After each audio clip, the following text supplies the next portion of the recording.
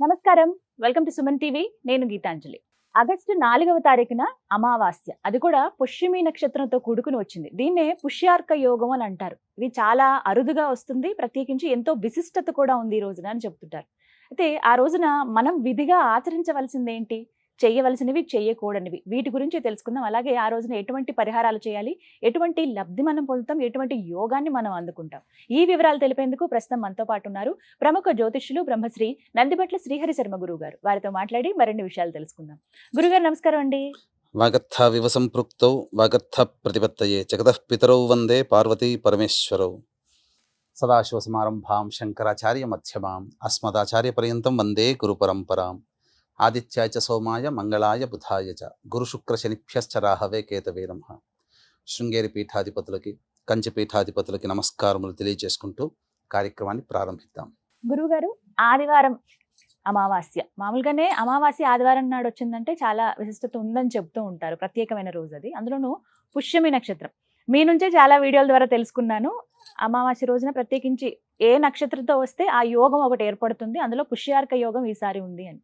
విశిష్టత ఏంటండి అసలు ఆ రోజున? అంటే ఏం ప్రత్యేకత గురించి మాట్లాడుకుందాం ముందుగా. ఈ ఆదివారము అమావాస్య కలిసి వచ్చినటువంటి రోజులు సంవత్సరానికి 4-5 వస్తాయమ్మా. అలాగే పుష్యమి నక్షత్రము ఆదివారం కలిసి వచ్చినటువంటి రోజులు 3-4 వస్తాయి సంవత్సరానికి. కానీ అత్యంత అరుదుగా ఆదివారము, అమావాస్య, పుష్యమి నక్షత్రం కలిసి వచ్చినటువంటి రోజులు మాత్రం చాలా అత్యంత అరుదుగా వస్తాయి. దీని గనక గమనించుకుంటే వీక్షించేటువంటి మన సుమన్ టీవీ ప్రేక్షకులు గనక గత 5 ఏళ్ల నుంచి ఫాలో అవుతుంటే, ఇదే ఆగస్టు 8వ తారీఖు 2021 సంవత్సరంలో మనం వీడియో చేశాం. ఆ రోజున చాలా అత్యంత అరుదుగా వస్తున్నటువంటిది. అటువంటిది ఎవ్వరు కూడా మిస్ చేసుకోకుండా అన్నప్పుడు ప్రేక్షకులందరూ కూడా అత్యంత ప్రజాదరణతో ఆదరించారు. వారి జీవితంలో కూడా ఆ రోజున చెప్పినటువంటి పరిహారాలను పాటించారు. అయితే ఇదే మళ్ళీ కలయిక ఆదివారము, అమావాస్య, పుష్యమి నక్షత్రము. అందున ఈ 2024 సంవత్సరంలో 2 ఆదివారం అమావాస్యలు వచ్చాయి. అది జూలై నెలలో ఏర్పడింది. ఇప్పుడు ఆగస్టు నెలలో 4వ తారీఖు రోజున వస్తుంది ఆదివారం నాడు. ఈ యొక్క చాలా ప్రాముఖ్యత కలిగినటువంటిదమ్మా. ఎందుకనంటే ఎంతో మంది తంత్రవేత్తలు, అలాగే దేవతా ఉపాసనలో ఉన్నవారు, అమ్మవారి ఉపాసనలో ఉన్నవారు, ముఖ్యంగా ఇటువంటిది కోటి సూర్యగ్రహణాలు ఉన్నప్పుడు ఎంతటి ఫలితం వస్తుందో, పూజ చేసుకున్నా, జపం చేసినా, దానం చేసినా అంతటి పుణ్య ఫలితం ఈ యొక్క ఆదివారం, అమావాస్య, పుష్యమి నక్షత్రం కలిసి వచ్చినటువంటి రోజున వస్తుందమ్మా. కాబట్టి ఇది చాలా అత్యంత అరుదుగా వచ్చేటువంటి రోజు. ఇక మళ్ళీ 2024 సంవత్సరంలో ఇటువంటిది లేదు. దీంతో ఈ సంవత్సరంలో అటువంటి యోగం లేదు. మళ్ళీ వచ్చే సంవత్సరం క్యాలెండర్ ఇయర్లో మనకు కనబడుతుంది. అయితే మనము ఎవరైనా వీక్షించేటువంటి సుమన్ టీవీ ప్రేక్షకులు కూడా ఎవరైనా కానీ మీ ఇష్టదేవత ఆరాధనని చేయండి. మీకు లలిత అమ్మవారి ఇష్టం ఉంటే పొద్దున్నే కాలకృత్యాదులు తీర్చుకొని సూర్యోదయం కల్లా అమ్మవారి చిత్రపటం ముందు ఆవు నేతితో దీపారాధన చేసి చక్కగా లలితా సహస్రనామ పారాయణం 10:39 వరకు ఉందమ్మా పుష్యమి నక్షత్రము. ఆదివారం అమావాస్య 4:45 సాయంత్రం వరకు ఉంది. కాబట్టి ఎన్నిసార్లు వీలైతే ఆ 10:30 వరకు చేయండి. ఆదివారం, అమావాస్య, పుష్యమి నక్షత్రం కలిసినటువంటిది. పైగా సిద్ధి యోగం కూడా ఉందమ్మా. సిద్ధి యోగం 10 చిల్లర వరకు ఉంది. ఆ పుష్యమి నక్షత్రం కూడా మధ్యాహ్నం వరకు కూడా ఉన్నట్టుంది. కాబట్టి మీ ఇష్టదేవత ఆరాధన మీరు ఎన్నిసార్లు జపం చేసుకున్నా, పారాయణం చేసినా చక్కటి ఫలితం కలుగుతుంది.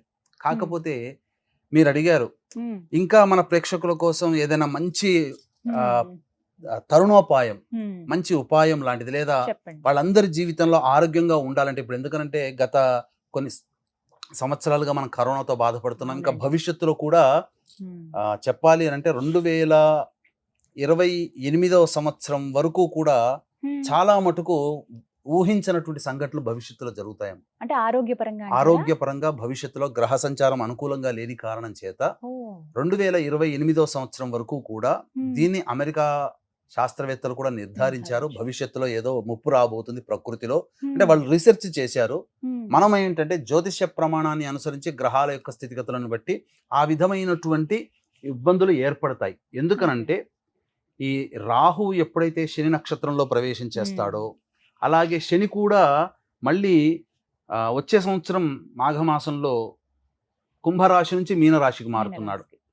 ఇలాంటి సందర్భ కలయిక శని రాహుల కలయిక అత్యంత రేరుగా వస్తుంది, 30 సంవత్సరాలకు ఒకసారి వస్తుంది. కాబట్టి ప్రకృతిలో కొంత ప్రకోపములు చెంది కొన్ని విపత్తులు ఏర్పడతాయి. కాబట్టి దీన్ని దృష్టిలో పెట్టుకొని మీరు ఎన్నాళ్ళ నుంచి అడుగుతున్నారు, ఏదైనా ప్రజలకు ఉపయోగపడేటువంటిది ఉపాయం చెప్పండి, ఏదన్నా మంచి రెమెడీ ఆరోగ్యంగా ఉండడం కోసం. ఎందుకనంటే మనం తీసుకునే ప్రతి పదార్థం కూడా చేతులు కడుక్కోకుండా భోంచేస్తేనే మైక్రోస్కోప్ లో పెడితే అందులో క్రిమికీటకాదులు కదులుతున్నట్టుగా ఉంటుంది. మళ్ళీ ఆ డెటాల్తోనో లేకపోతే మనం వాష్ చేసుకుంటే ఆ క్రిమికీటకాలన్నీ పోతున్నాయి.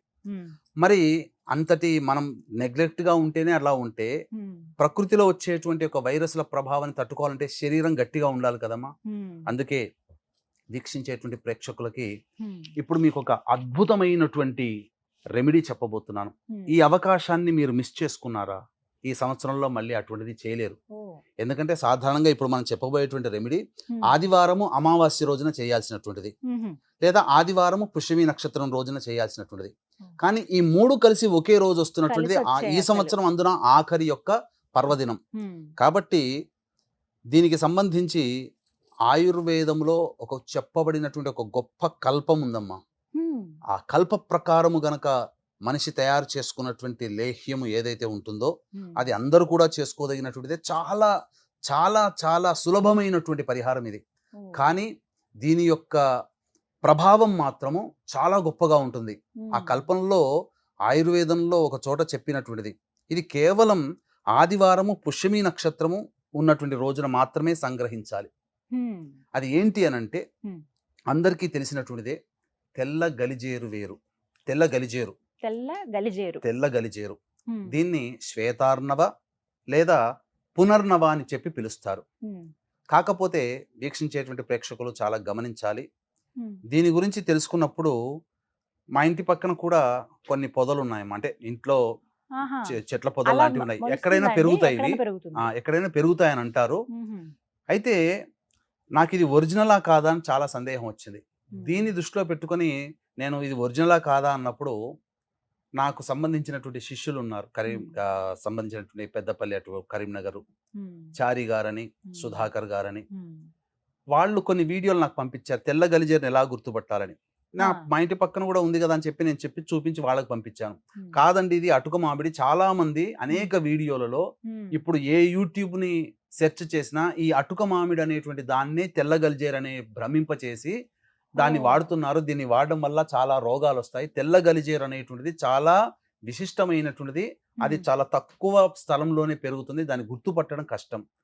ఇది ఎవరికి బాగా తెలుస్తుందంటే స్వర్ణకారులు, అంటే విశ్వబ్రాహ్మణులు ఉంటారు కదమ్మా, వాళ్ళు బంగారానికి సంబంధించినటువంటి శుద్ధి చేసే ప్రక్రియలో ఈ తెల్ల గలిజేరు శ్వేతార్ణవని లేదా పునర్నవని వాడుతారు. ఇది చాలా అద్భుతమైనటువంటి వృక్షం అమ్మా. ఇది మనకు పెద్ద వాళ్ళు, ముసలి వాళ్ళు, ఒక 70 ఏళ్ళు 60 ఏళ్ళ వాళ్ళు గుర్తుపట్టగలుగుతారు. ఇప్పుడు ఇంటికి చుట్టుపక్కలంతా పెరిగేది, గట్టులంబడి పెరిగేది, ఇది సరైనది అటుక మామిడి అని అంటారు. దాని యొక్క విధానం ఏంటంటే వగరుగా కారముగా ఉంటుంది ఆ యొక్క ఆకుని గనక తింటే. పైగా తెల్ల గలిజేరినప్పుడు తెల్ల పూలు గుత్తిగా వస్తాయి. ఈ అటుక మామిడికి ఒకటే పువ్వు వస్తుంది, తెల్ల గలిజేరుకు మాత్రం గుత్తిగా వస్తాయి. కానీ ఇది చూడ్డానికి ఎరుపు రంగులో ఉంటాయి, తెలుపు రంగులో కూడా ఉంటాయి. సేమ్ తెల్ల గలిజేరు లాగానే ఉంటుంది, కానీ కాదు. కాబట్టి వీక్షించేటువంటి ప్రేక్షకులు ఈ తెల్ల గలిజేరు అనేటువంటి యొక్క వృక్షము కాదు, చెప్పాలంటే చిన్నపాటి మొక్క లాంటిది అది.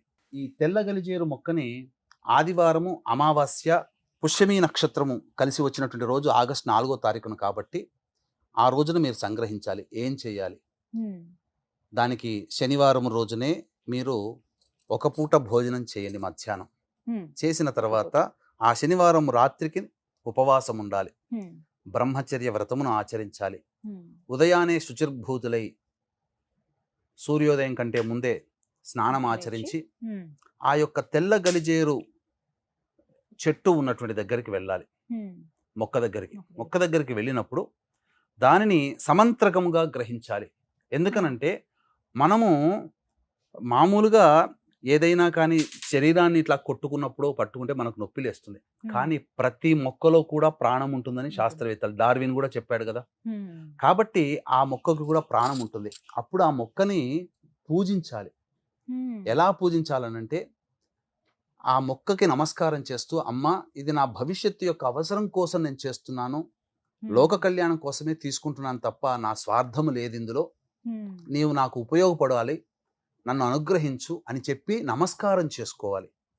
చేసుకొని ఆ యొక్క వృక్షరాజానికి పసుపు కుంకుమతో పూజ జరిపించి, అంటే చల్లాలని కాదు, పసుపు కుంకుమ అద్ది, తర్వాత వాటికి ధూపదీప నైవేద్యములుగా 2 అరటిపండ్లు ఇచ్చి ముమ్మార్లు ప్రదక్షిణ, ఆ యొక్క మొక్క చుట్టూ ముమ్మార్లు ప్రదక్షిణ చేసి, ఆ మొక్కని వేరు ఏమాత్రం ఇలా లాగకూడదు, చుట్టుపక్కల ఉన్నటువంటి మట్టినంతా అట్లా తవ్వి ఆ వేరుతో సహా సమంత్రకంగా తీసుకురావాలి.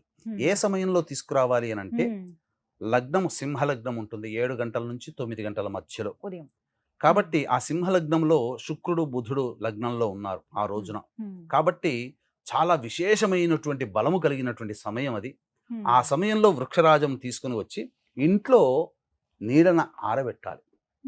నీడన ఆరబెట్టిన తర్వాత అది పూర్తిగా నీడన ఎండిన తర్వాత చక్కగా దాన్ని కడిగి దాన్ని మొత్తముగా పిండి చేసుకోవాలి, మొక్కతో సహా వేరుతో సహా పిండి చేసుకోవాలి. చేసుకున్న తర్వాత అప్పుడు ఆ యొక్క పిండి అవుతుంది కదమ్మా, దాన్ని ఒక కల్కములో అని అంటారు, అంటే బాగా కల్వము అని అంటారు కదమ్మా, ఆ కల్వములో ఆ పిండిని వేసి, ఆ మొక్కతో సహా పిండి ఉంటుంది కదా, దాన్ని వేసిన తర్వాత ఆవు నేతితో మర్దన చేయాలి. ఈ ఆవు నేతితో మర్దన చేసినప్పుడు ఇప్పుడు మనము ఈ ఆవు నేతిని క్వాంటిటీ ఎంత తీసుకోవాలి అని అడుగుతారు. ఒక 200 గ్రాముల ఆవు నేతి గనతో మనం మర్దన చేసుకుంటే దప్పుడు అది లేహ్యంగా అవుతుంది. తర్వాత అందులో పావు వంతు తేనెతో మళ్ళీ మర్దన చేయాలి. అంటే పావు వంతు అంటే 50 గ్రాములు, లేదా 100 గ్రాముల ఆవు నేతితో గనక మర్దన చేస్తే 25 గ్రాముల తేనె మాత్రమే ఉపయోగించి మళ్ళీ రెండోసారి మర్దన చేయాలి. చేసి అది ఒక లేహ్యం లాగా తయారవుతుంది. ఆ లేహ్యం లాగా తయారైనటువంటి ఆ లేహ్యాన్ని ఒక కుండలో, ఆ కుండ కూడా ముందే తెచ్చుకొని పెట్టుకుంటాం కదా, ఆ కుండని బాగా కడిగిన తర్వాత, బాగా లోపలంతా కూడా కడగాలి, ఉప్పుతో కడగాలి. కడిగి చక్కగా అది నీడన ఆరిన తర్వాత అప్పుడు ఆ లేహ్యాన్ని మళ్ళీ నీళ్లతో, ఆ కుండని నీళ్లతో మంచిగా శుభ్రంగా ఆ ఉప్పు అనేది లేకుండా చేసి అప్పుడు ఆ లేహ్యాన్ని కుండలో పెట్టి ఆ కుండకి చీలమన్ను ఇవ్వాలి. చీలమన్ను అంటే ఆ కుండలో ఏదైనా పెట్టిన తర్వాత దానిపైన మూత పెట్టి ఆ మూతకి ఎర్రటి మట్టితో కప్పిపేయాలి. ఆ మూత అంటే గాలి లోపలికి చొరవకూడదు. పెట్టిన తర్వాత దాన్ని ఇంట్లో బియ్యపు వడ్ల బస్తా ఉంటుంది కదమ్మా, లేదా బియ్యపు రాశి పోస్తారు కదా, దాంట్లో అడుగున పెట్టి గాలి చొరపడకుండా ఒక చీకటి గదిగా ఉంచాలి దాన్ని. బియ్యపు సంబంధించినటువంటి ఆ డబ్బాలో కానీ, లేకపోతే ఇల్లు విశాలంగా ఉందన్నప్పుడు ఇంటికి ఈశాన్యం వైపున లేదా ఉత్తరం వైపున బాగా తవ్వి అక్కడ మంచిగా చక్కగా ఒక